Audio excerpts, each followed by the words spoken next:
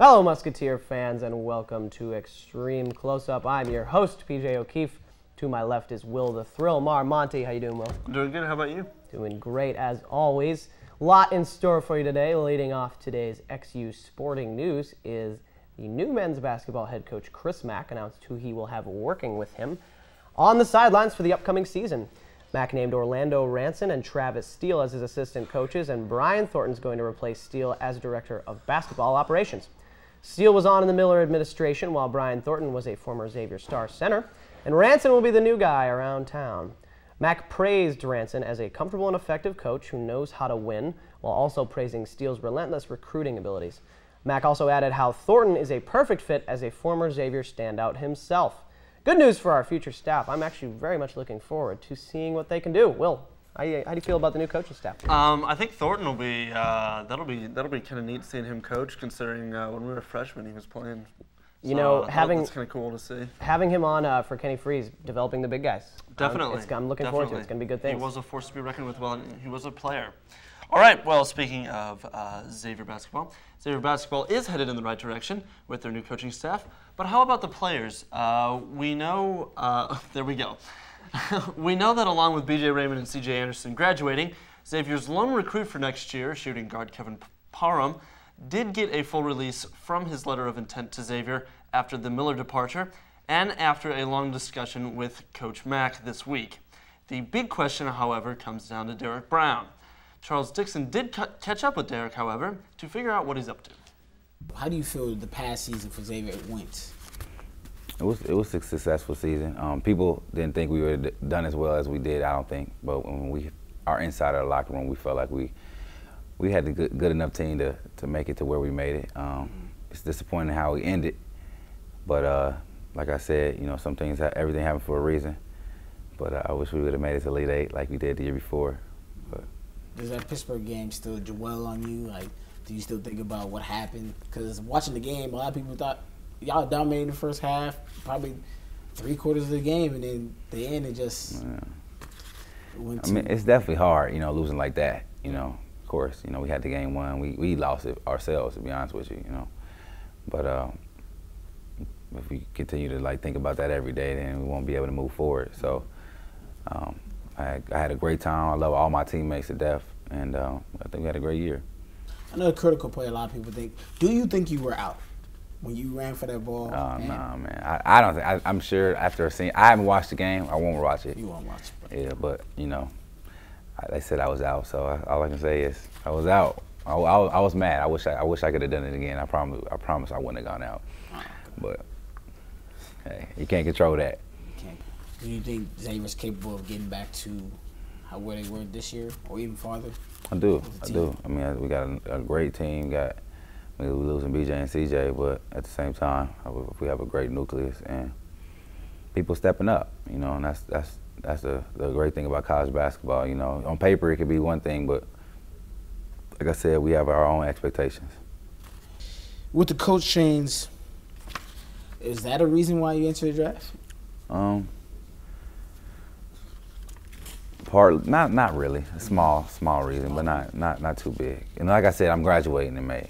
You know, you come to college, that's all you can ask for is to get a degree, and that's I've done that. I accomplished that. So, like the track record of like people going to the NBA and not doing too well, and then falling back and going back to European League. Do you think you can go to the NBA and stay there and have like an impending mark like James Posey or David West and stuff like that? Well, definitely. I mean, you got to have high goals. You know, I feel like I put myself in a position to do well. You know, when I came to school, I probably didn't think this would happen. To be honest with you, you know, I got a scholarship. I was happy to get that. So I'm not content on just making it there. I do want to stay there and contribute to a team, and I think I can. They were saying you were projected first round, 15 the last time when I checked during the summer. This year, you're not even projected to get drafted.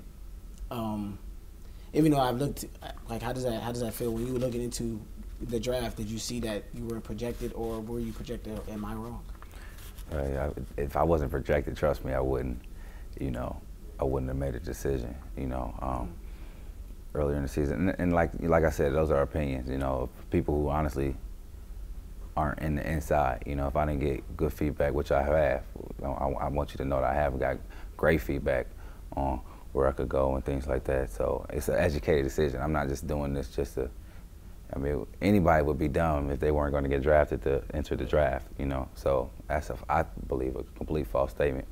But like I said, I can't control what other people say, or, you know, I just live my life, do the things as best of my ability, and I feel like if I do that, things will take care of itself.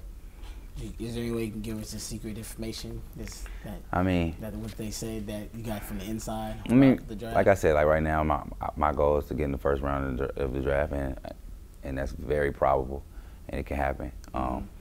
If I didn't feel like that would happen or it couldn't happen, then I wouldn't have entered my name in the draft. I mean, simple as that. I mean, I'm a smart guy. I'll make decent decisions, and you know, for me to not be able to get drafted would be a dumb decision if I entered the draft.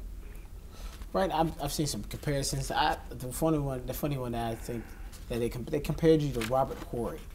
That they say you guys have the same type of game. How does it feel to have that kind of comparison?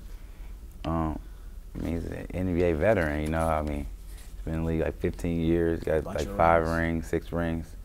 I mean, like I said, I can't control what other people say. You know, that's other people's opinions, and we'll see. Thank you, Derek. I'm Charles Dixon. Xavier News on the Muskie. Thank you, Charles. Thank you, Derek. You will definitely be missed next season. You can find the entire interview between Charles and Derek Brown on youtube.com/XUTVA. Xavier men's baseball has been hitting their stride the past few weeks and continue to improve on a very good 21-15 record. After taking a 2-1 series win over A10 opponent Fordham, Muskies went down south, dropped a second game in a row to EKU in a very high-scoring 11-6 loss. And the Muskies headed back north to Oxford, grabbing some momentum, beating Miami of Ohio 5-1 this past week. Sophomore Ben Thomas was the shining star by going 3 for 5, including a 2-run home run in the first, adding to his team-leading total on the year with 8. Thomas also took the mound, hurling for 5 complete innings, striking out 4 and giving up just 1 run on 4 hits. Muskies return to action today, starting a 3-game series in conference play against A10 opponent Temple. Good luck to the men's baseball and keep it swinging. Definitely.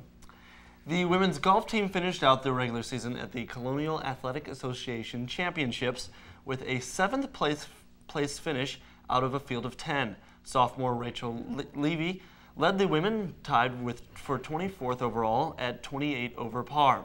Sophomore Audrey Felmuth and junior Mary Beth McKenna finished within 2 shots of Levy at 29 and 30 over par respectively, while McKenna also tied Levy for the best round of the tournament with a 75.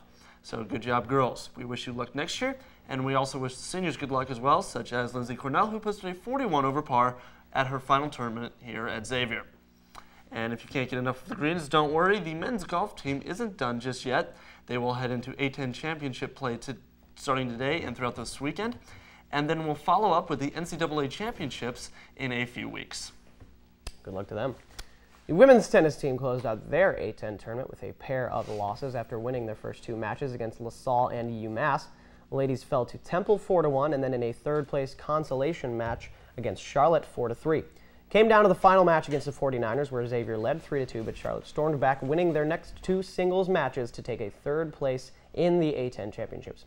Seniors Kara Courtney and Jeanette Fider closed out their career. Coach Toth was proud of their accomplishments. He said, "Our seniors had a tough day in singles but performed very well in doubles, and it does not diminish their efforts throughout their career." Toth was happy with the Musketeers' 4th place finish in a very deep A10 conference. Ladies have the NCAA tournaments coming up on May 8th to close out their season. The men's tennis team begins their A10 championships today in Monroeville, Pennsylvania, against either Duquesne or Richmond. And we hope that they finish up strong after a very good regular season.